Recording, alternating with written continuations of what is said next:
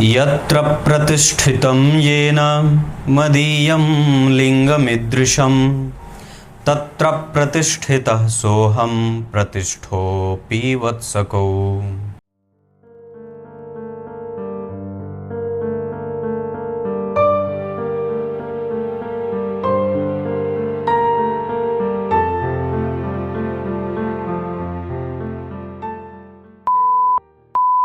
प्रिय दर्शकों नमस्कार, एक बार फिर से उपस्थित हूं आप सबके सामने मंगलवार के कार्यक्रम में। मकर लग्न की कुंडली के लिए मारक ग्रह कौन कौन से होते हैं, इसी विषय के साथ उपस्थित हूं। इस पे मैंने पूरी एक सीरीज बनाई है। आपका जो लग्न है आप वो प्लेलिस्ट जा करके देख सकते हैं। विभिन्न लग्नों के लिए मारक ग्रह नाम का प्लेलिस्ट बना हुआ है और बहुत समुचित तरीके से मैंने उसमें उस लग्न के लिए मारक ग्रहों पे चर्चा की है।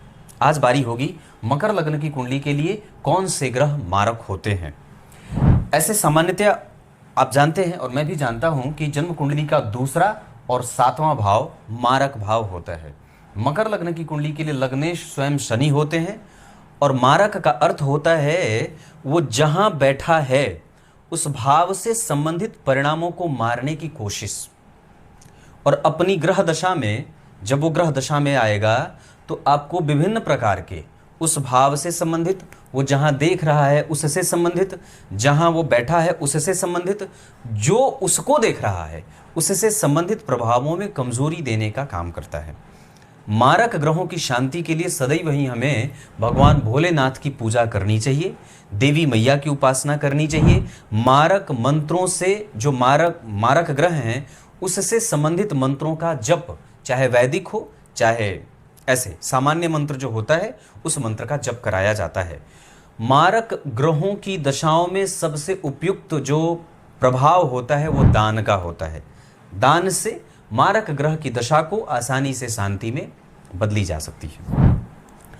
मूल विषय है कि मकर लग्न की कुंडली के लिए प्रधान मारक ग्रह कौन सा होता है। तो सामान्यतया मकर लग्न की कुंडली के लिए द्वितीय भाव के अधिपति हो जाते हैं शनिदेव, और ये मारक भाव है। इस कारण से शनिदेव अपने ही इस लग्न की कुंडली के लिए भी सामान्य मारक ग्रह के रूप में उपस्थित होते हैं, क्योंकि उनकी मूल त्रिकोण राशि जन्म कुंडली के दूसरे भाव में उलझ जाती है। इस कारण से मकर लग्न की कुंडली के लिए स्वयं लग्नेश शनि भी मारक ग्रह की भूमिका में आ जाते हैं। लेकिन कब होंगे मारकेश? जब ये मकर लग्न की कुंडली होकर के 12वें में बैठे हो शनि, द्वितीय में बैठे हो शनि। बिजली चली गई थी तो हमारे यहाँ गर्मी के दिन में आपको मैं बताऊं कि आज 24 घंटे का एक दिन रात होता है। 24 घंटे के एक दिन रात में बिजली हमारे यहाँ रहती है। मैं बिहार में हूँ और यहाँ पे बिजली मुश्किल से 5 से 6 घंटे रहती है। तो आप इससे अंदाज़ा लगा सकते हैं कि 5 से 6 घंटे में हमें अपना काम करना होता है। तो मैं विषय पे आ रहा था कि मकर लग्न की कुंडली के लिए यहाँ पे अगर शनि द्वितीय भाव में बैठेंगे राहु और मंगल के साथ, या शनिदेव 12वें भाव में बैठेंगे राहु मंगल और गुरु के साथ, या तो फिर शनिदेव अष्टम भाव में बैठेंगे राहु मंगल के साथ, या तो फिर वो सप्तम भाव में बैठेंगे राहु मंगल के साथ, तो ये प्रबल मारक की भूमिका में आ जाएंगे। फिर ऐसी दशा में व्यक्ति को महामृत्युंजय, देवी मैया का पाठ, देवी कवच का पाठ, दुर्गा सप्तशती आदि विभिन्न जो उपाय होते हैं ग्रह जनित, उसके उपाय करने पड़ते हैं। अब दूसरी बात आती है कि प्रधानतया मकर लग्न की कुंडली के लिए शनि इस कुंडली के लिए द्वितीय होते हैं और इतने ग्रहों के साथ जब वो बैठेंगे तो मारक हो जाएंगे। दूसरा, सामान्यतया इस कुंडली के लिए मारक ग्रह के रूप में सप्तम भाव के अधिपति होकर के चंद्रदेव भी मारक होंगे। मतलब हमें चंद्रमा की दशा भी मकर लग्न की कुंडली के लिए आर्थिक रूप से, व्यापारिक रूप से, पारिवारिक रूप से, दिनचर्या और डेली रूटीन, इन सभी मामलों में हमारा प्रभाव कमजोर करके हमारे जीवन में मारकेश की भूमिका में उपस्थित हो जाएंगे। तो सामान्यतया मैंने क्या बात कही कि मकर लग्न की कुंडली के लिए शनिदेव और चंद्रदेव मारक ग्रह के रूप में उपस्थित होते हैं।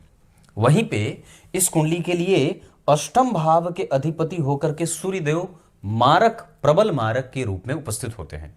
पर इसमें भी शर्त होगी, क्योंकि सूर्य और चंद्रमा मारक नहीं माने जाते, उनको मारक का दोष नहीं लगता है। तो जब ये सूर्य इसी भाव में अष्टम भाव में शनि राहु मंगल के साथ बैठेंगे, या 12वें भाव में शनि राहु मंगल के साथ बैठेंगे या द्वितीय भाव में शनि राहु मंगल के साथ बैठेंगे, तब ये मारक ग्रह के रूप में अपना प्रभाव जातक के जीवन में देने लगेंगे। बात समझ में आ गई होगी कि शनि देव यहां पे किसके साथ बैठे, यहां पे किसके साथ बैठे, यहां पे किसके साथ बैठे या यहां पे किसके साथ बैठे, तब ये मारक ग्रह के रूप में जाने जाते हैं। मकर लग्न की कुंडली के लिए 12वें भाव के साथ साथ तीसरे भाव के अधिपति देवगुरु बृहस्पति होते हैं। तो मकर लग्न की कुंडली के लिए 12वें भाव के साथ साथ तीसरे भाव के अधिपति होकर के देवगुरु बृहस्पति शुभग्रह होने के कारण कुछ न कुछ अच्छे परिणाम अपने दशा अंतरदशा में जातक को निश्चित रूप से देते हैं और देंगे। लेकिन वो कब निश्चित रूप से देंगे अच्छा परिणाम? जब वो नवांश कुंडली में अच्छे भाव में बैठे हों, जब वो दृष्काण कुंडली में अच्छे भाव में बैठे हों, अच्छे दृष्काण में जाकर के बैठे होते हैं, तब वो अच्छे ग्रह के रूप में अपना प्रभाव देने वाले बन जाते हैं। तो टोटल तरीके से अगर मैंने जो बात कही कि मकर लग्न की कुंडली के लिए शनिदेव की दशा में, चंद्रदेव की दशा में और सूर्य देव की दशा में, ये तीन जो ग्रह दशाएं होती हैं उसमें व्यक्ति को कष्ट होता है। अब वो शारीरिक, मानसिक, आर्थिक, सामाजिक, राजनीतिक और स्वास्थ्य से किसी भी तरीके से आपको परेशान कर सकते हैं। विशेषतया शनि की दशा में व्यक्ति को वात जनित परेशानियां होती हैं। मांसपेशियों में खिंचाव आदि की समस्या भी कई बार जातक को देखते बनती है। ऐसी दशा काल में अगर आपको ये ग्रह परेशान कर रहा है तो निश्चित रूप से आपको अपनी स्थिति में जाने के साथ उस नक्षत्र के दोष का समन भी आवश्यक रूप से करवा लेना चाहिए, नक्षत्र की शांति भी आवश्यक रूप से करा लेनी चाहिए। जिस नक्षत्र में आपका जन्म हुआ है उस नक्षत्र का भी प्रभाव आपको मारक की भूमिका में, जब ये शनि, राहु, केतु, चंद्रमा और सूर्य की दशा चलती है तो उस दशा काल में उस नक्षत्र के अधिपति की शांति भी कराई जा सकती है। इस तरीके से मैंने आपको कहा कि मकर लग्न की कुंडली के लिए शनिदेव, चंद्रदेव और सूर्यदेव की दशा में हमें सावधान होना चाहिए। मकर लग्न की कुंडली के लिए शुक्रदेव केंद्र के और त्रिकोण के अधिपति होने के कारण, लग्नेश के परम मित्र होने के कारण इस कुंडली के लिए राजयोगों की भूमिका में निभाने वाले ग्रह के रूप में परिभाषित करते हैं, राजयोगों का निर्माण करने वाले ग्रह होते हैं। वहीं मकर लग्न की कुंडली के लिए अगर बुध और शुक्र की युति किसी भी भाव में एक साथ हो जाती है तो इसे श्रेष्ठ राजयोग का निर्माण होता है। वहीं मकर लग्न की कुंडली में अगर सूर्यदेव और गुरुदेव की युति किसी भी एक भाव में हो जाती है तो ये कष्ट देने वाली युति हो जाती है। वहीं मकर लग्न की कुंडली के लिए शनि देव और मंगल देव की युति एक साथ किसी भाव में हो जाती है तो ये आर्थिक कष्ट देने वाली दशा हो जाती है। वहीं मकर लग्न की कुंडली में शुक्रदेव और देवगुरु बृहस्पति की युति कहीं भी हो जाती है तो ये अच्छी दशा के रूप में जाने वाली स्थिति बन जाती है। ऐसी स्थितियां बनती हैं। वहीं चंद्रदेव का संबंध अगर शनि से बन जाता है तो दाम्पत्य में परेशानी देने वाली और दाम्पत्य को कठोरता से निभाने वाली दशा के रूप में परिभाषित करती है। सूर्य के साथ अगर शनि का संबंध बन जाता है या सूर्य के साथ अगर चंद्रदेव का संबंध बन जाता है तो ये भी आपके दिनचर्या और आपके समाज को प्रभावित करने के साथ साथ आपके स्वास्थ्य को, पिता के साथ संबंधों को और कई बार भाई बहन से भी व्यक्ति को दोयम दर्जे का प्यार मिलते देखा जाता है। कुछ इसी तरीके से आज के इस कार्यक्रम का समापन करते हैं।